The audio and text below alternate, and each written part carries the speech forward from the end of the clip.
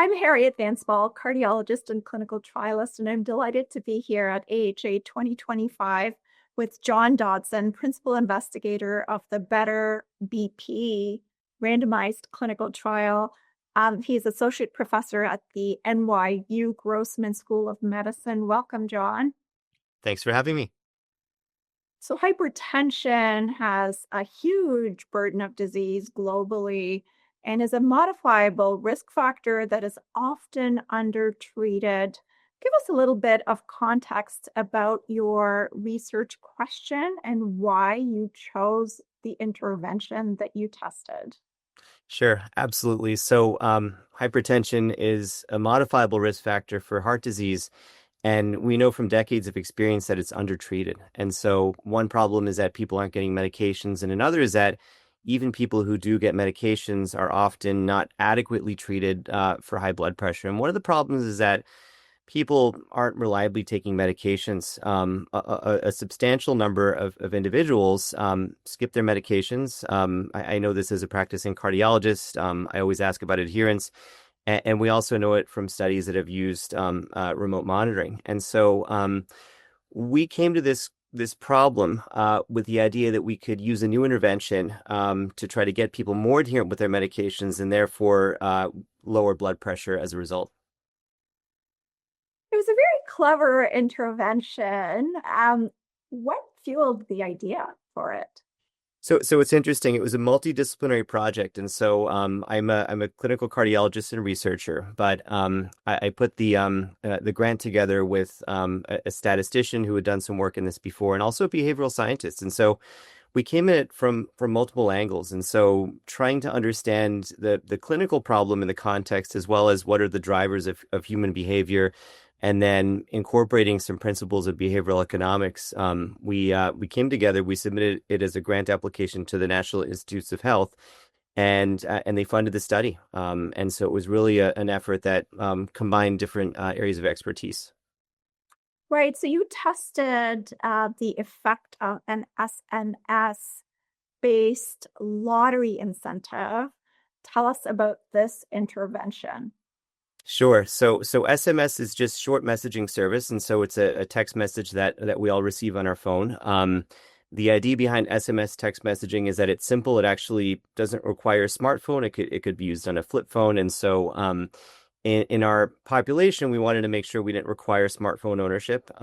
Most people, it turns out, did have smartphones for the intervention, but essentially what we did was had a behavioral economics intervention delivered via SMS text message that was linked with electronic adherence monitoring. And so patients in the intervention arm had electronic monitoring with a pill bottle that was wireless, and when it was open, it sent a signal to this company that administered the lottery via text message, and the text messages were linked with adherence. And so people had a probability of winning a financial reward if they took their medications.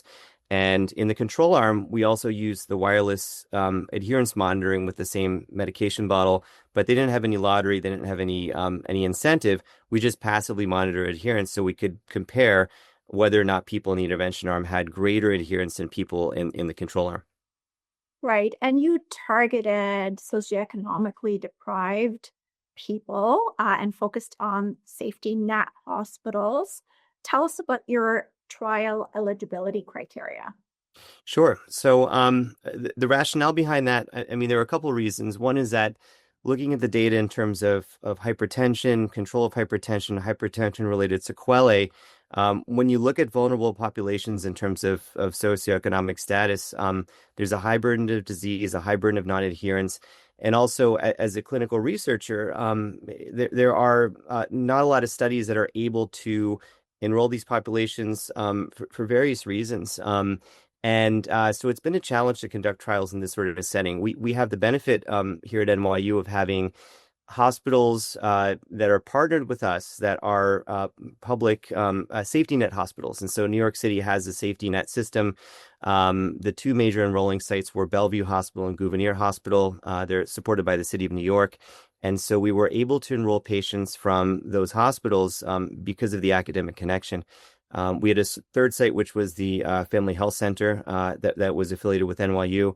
And so we had the ability to conduct research because of the academic partnership, and the patients were, kind of right at our doorstep. And so it made it much easier to enroll patients because of that.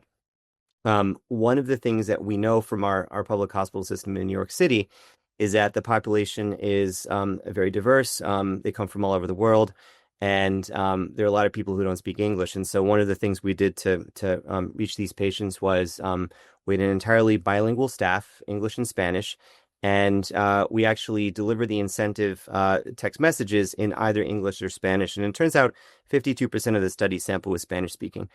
So I think that was a definite strength, that we had that diversity in terms of the language, and then in terms of the insurance. And when you look at the insurance or lack of insurance that patients had, over 70% had either Medicaid or no health insurance. And so this is really a vulnerable population. Sure. So you included adults who had hypertension and been on prescription therapy. They had to have a certain threshold of blood pressure control and non-adherence, right, at baseline? That's right. That's right. So they had to be age 18 or over. They had to be on medication and have an outpatient blood pressure over 140.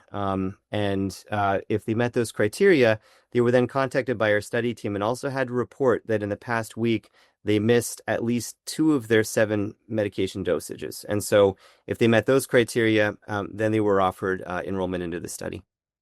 And you had typical exclusion criteria. So people who couldn't use technology or were at the end of life were excluded. You also excluded pregnant people. Why was that? It's a good question. I think that it's a very different population in terms of the management of hypertension. I would say that in terms of the medications used, in terms of when to start and stop therapy, it's a very specialized area. And so we thought for safety concerns, we would not enroll those individuals. We tried to have as few exclusion criteria as possible. We wanted to be pragmatic. We wanted to be inclusive. If you look at the age of the participants enrolled, it was something like age 20 to age 90. And so we had a very wide age range, again, very diverse sample. And you're absolutely right. If people had vision or hearing impairment and were unable to read the text messages, for example, unable to interact with study coordinators, they weren't enrolled. But other than that, we had very broad criteria.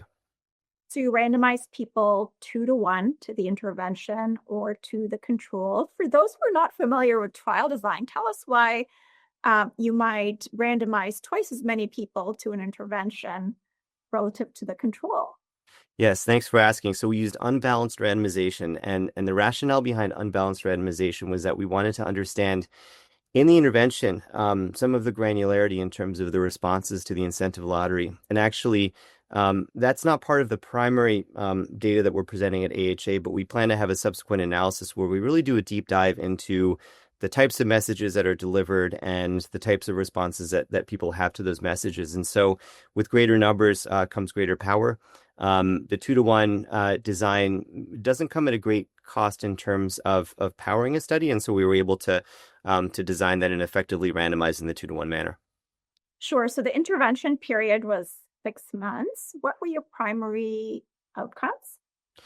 So we had a primary clinical outcome, and then we also had an adherence outcome. And so when we designed the study, we powered the study for the clinical outcome. And the clinical outcome was systolic blood pressure at 6 months. And so we were looking for a reduction in systolic blood pressure, and we hypothesized that the intervention would reduce systolic blood pressure greater than control.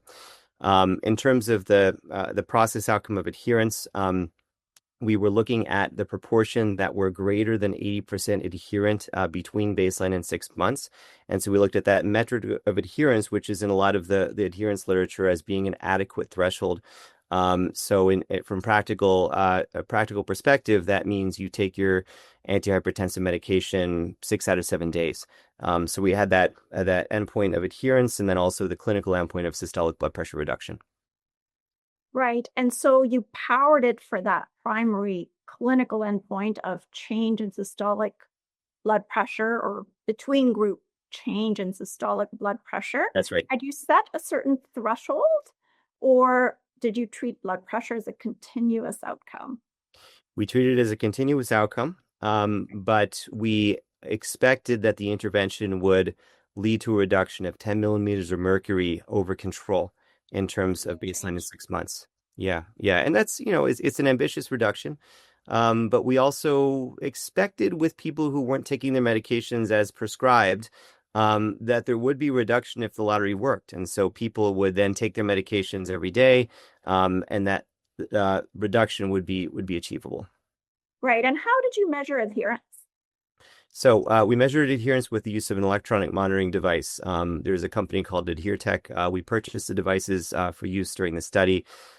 They had a cellular capability. Participants didn't need to pay anything for the devices. We basically had all of the features turned off except for that wireless connectivity. And so there's other features, lights and chimes and things that we didn't want to interfere with the intervention.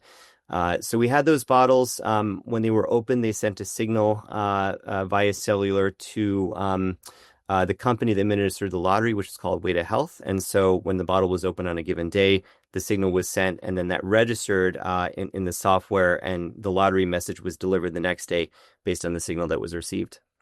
Sure. And did you do a pill count at the end of the primary intervention period, or was it just the opening? So you It was just the opening. We did not do a pill count.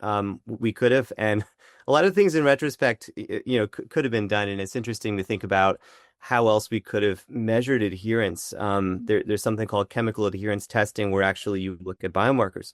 All of these things just take more in terms of resources. And when running a trial like this, you have a budget, and the budget needs to be allocated. And so we had the budget, paying for these medication bottles. It's about $400 a bottle, so it's not inexpensive. And that was just one of the study outlays. So other measures of adherence we didn't do. right. So would you say that the baseline characteristics were balanced, or were some characteristics slightly imbalanced? I'd have to look at the manuscript. I think that the baseline characteristics were relatively balanced. I want to say that the blood pressure was slightly higher in one of the arms by about 2 millimeters of mercury.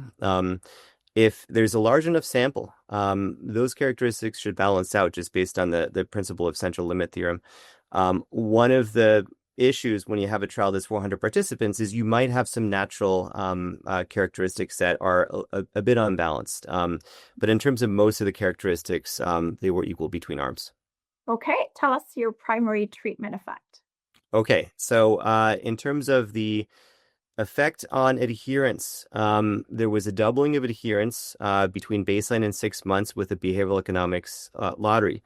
So adherence was 71% in the intervention arm, and it was, I think, 34% in the control arm. Again, I'd have to look at the paper, but the central finding was that there was a doubling of medication adherence using that threshold of 80% adherent. However, when we looked at the clinical endpoint of systolic blood pressure, there was a reduction in both arms. The reduction was between, I think, 6 and 7 millimeters of mercury in both arms. And the difference between arms was not statistically significant. The p-value was 0.62. And so we have a disconnect between what happened with adherence and what happened with systolic blood pressure. And we have some ideas about why that might be. But I think the central message is that behavioral economics was actually effective in increasing adherence, at least how we measured it, but that didn't translate to a difference in terms of systolic blood pressure. Now, might you think that folks who receive messages that they could potentially win money in a daily lottery if they took their medications, but they're aware that they need to just open their pill bottles, might have just opened their pill bottles and not ingested the medication?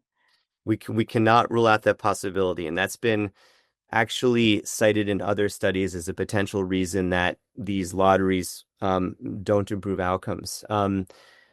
It's a challenging question. I think it's a known unknown. You would have to think, though, if somebody makes the effort to open their bottle, like, why wouldn't they want to take their medication? Like, would they really not want to take that extra step? These are also people who signed up for a clinical trial, so they're more motivated than kind of your average patient. And so it's something we can't rule out, but we have some other thoughts as well about why it might have not had an effect. And what are those thoughts? Okay, so again, very good questions. We don't know exactly. One thought is that we used an assessment at baseline 6 months and 12 months that was designed based on the Sprint trial. So we used their protocol for in-person blood pressure assessment. People came in, they had to sit quietly for 5 minutes. It was an automated blood pressure cuff that was used that was properly sized. We used an average of 3 readings.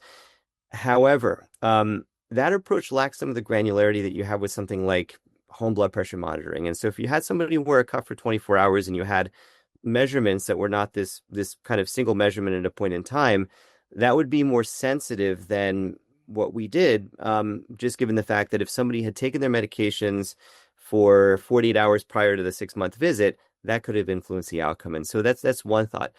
Another thought is that we had 47% of the study sample who were on more than one medication for hypertension. And so it's possible that even though we increased adherence with one agent, people required multiple agents, and therefore it simply wasn't enough.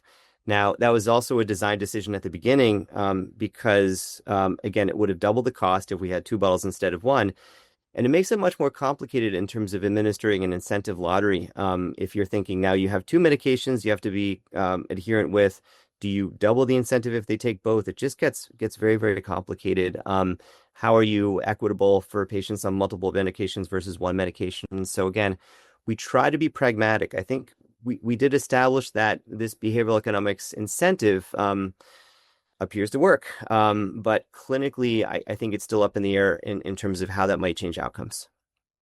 Sure. So in your safety net population, the lottery-based behavioral incentive did not reduce the primary endpoint of systolic blood pressure control in the intervention versus the control group. Any final thoughts on this amazing trial? These investigator-initiated trials are tough to run, and we run them on tight budgets. So kudos to you and your team. But any final thoughts before we sign off? Thanks. I think the only final thought is next directions in terms of studies like this. And so we've kind of thought about, well, we thought that improving adherence over 6 months would lead to sustained behavior change. And actually, between 6 and 12 months, the adherence in the intervention arm went back to the rate that it was in the control arm. And so it worked as long as people had the incentive. And then once you took the incentive away, the behavioral change was not durable. And so this sort of strategy might have a role in medication taking where it's time limited. And so if you think about something like antibiotic therapy, if you think about something like somebody needs dual antiplatelet therapy for 6 months, maybe this would be effective. It just didn't translate to long-term behavior change. And so I think that's a little disappointing, but it's also why we're doing these studies. Again, I give credit to the NIH, which funded this work, and also to my institution, which again, I think facilitated the partnership with our public hospital system so that we could conduct research effectively. Right. Didn't change adherence substantially, even at the primary time point, and more importantly, didn't change your primary outcome of blood pressure control. So no evidence to inform that this would be an effective intervention. Quite surprising. I would have expected the intervention to be effective, but a beautifully answered question, well-designed trial. Thank you so much for being here, and congratulations on your upcoming presentation. Thanks for having me. I appreciate it.